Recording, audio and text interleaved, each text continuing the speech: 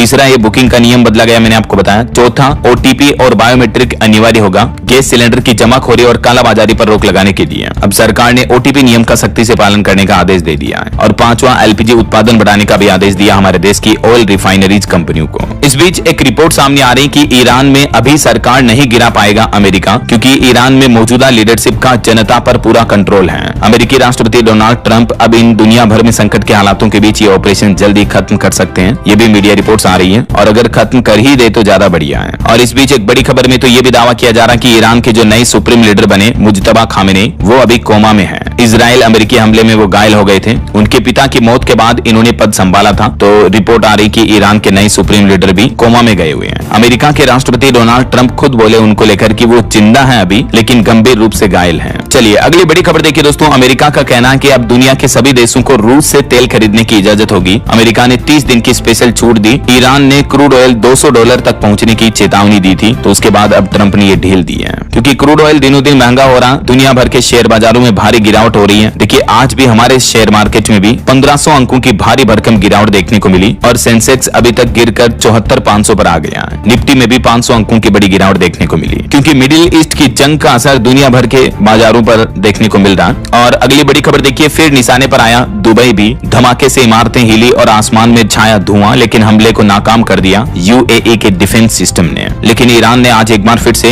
UAE के popular शहरों Dubai, Abu Dhabi वगैरह इन पर हमला किया। और बड़ी खबर आ रही कि फिर बढ़ा दुनिया में टेरिफ का खतरा। अमेरिका ने भारत समेत 16 व्यापारिक साझेदार देशों के खिलाफ जांच प्रक्रिया भी शुरू कर दी है। इन देशों पर ये कुछ आरोप लगाए हैं अमेरिका ने और कहा कि जांच में अगर ये आरोप तय होते हैं तो इन देशों पर अमेरिका टेरिफ फिर से बढ़ाएगा। वहीं बड़ी खबर आ रही है, अमेरिका के एक युद्धपोत यूएसएस अब्राहम लिंकन पर भी ईरान ने हमला किया। इससे पोत को नुकसान होने का भी दावा किया जा रहा। जवाबी कार्रवाई में यूएस ने भी ईरान को हमले से जवाब दिया। और ये एक खबर देखिए उत्तर प्रदेश के सहारनपुर की। ईरान इजराइल जंग के चलते कुवैत में फंसा दूल्हा, तो मेहंदी रचाए इंतजार करते रही दुल्हन और शादी भी स्थगित हुई। और ये एक और भावुक कर देने वाली खबर देखिए, अमेरिका के एक तेल टैंकर पर हमला हुआ जिसमें बिहार भागलपुर के देवनंदन की मौत हो गई। ये वहाँ की शिपिंग कंपनी में काम करते थे। टैंकर पर कुल 28 लोग सवार थे, जिसमें 27 सुरक्षित रह गए। लेकिन देखिए इनके अकेले की बदकिस्मती की इनकी जान चली गई इस हमले में। और इन युद्ध के हालातों के बीच कतर का एक बड़ा बयान सामने आ रहा। कतर का कहना है कि हम पर हमले हो रहे हैं, ऐसे में हम मध्यस्थ नहीं बन सकते हैं। ईरान के हमलों के बीच कतर का यह बड़ा बयान आया। वहीं अंतर्राष्ट्रीय युद्ध के हालातों पर एक और बड़ी खबर देखिए, भारत के पड़ोसी देश पाकिस्तान अफगानिस्तान की जंग भी एक बार फिर से बढ़ी। पाकिस्तान ने अफगानिस्तान में हवाई हमले किए, जिसमें महिलाओं बच्चों समेत आज भी 4 लोगों की मौत की खबर है। 15 घायल हो गए। उधर अफगानिस्तान से तालिबान का कहना कि हम इसका मुंह तोड़ जवाब देंगे। वहीं खबर है हिजबुल्लाह ने भी इजराइल में एक बड़ा धमाका किया, जिसमें 58 लोग घायल हो गए। दुबई में भी धमाके देखने को मिले, केंद्रीय इलाकों में भी धुआं दिखा।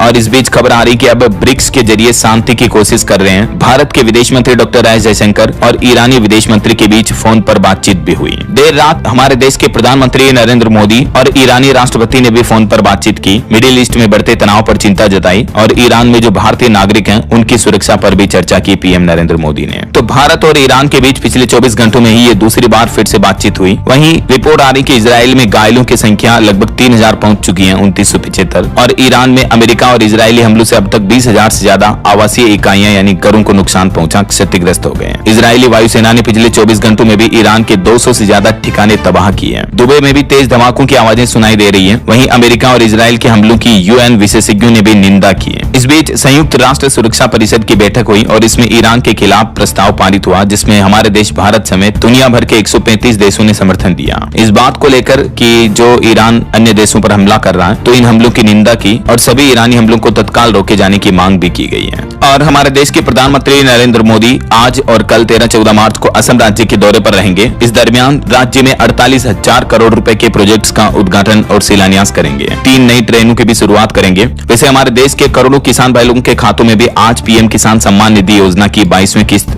जारी करेंगे प्रधानमंत्री नरेंद्र मोदी। 9 करोड़ से भी ज्यादा पात्र किसानों के खातों को ये 22वीं किस्त मिलेगी। टोटल 18,640 करोड़ रुपए से ज्यादा बैंक खातों में भेजे जाएंगे। हर एक किसान के खाते में 2-2 हजार रुपए जमा होंगे। तो ये दोस्तों ईरान इजराइल जंग से जुड़े कुछ बड़े अपडेट्स रहे। आपका क्या ख्याल है इन जंग और युद्ध के हालातों पर? आपकी राय विचार जरूर कमेंट करके बताइएगा। मेरा तो यही मानना है कि बातचीत से मसला सोल्व करना चाहिए। जो भी समस्या है, ऐसे हमलों में कुल मिलाकर दुनिया की मानव समाज की बर्बादी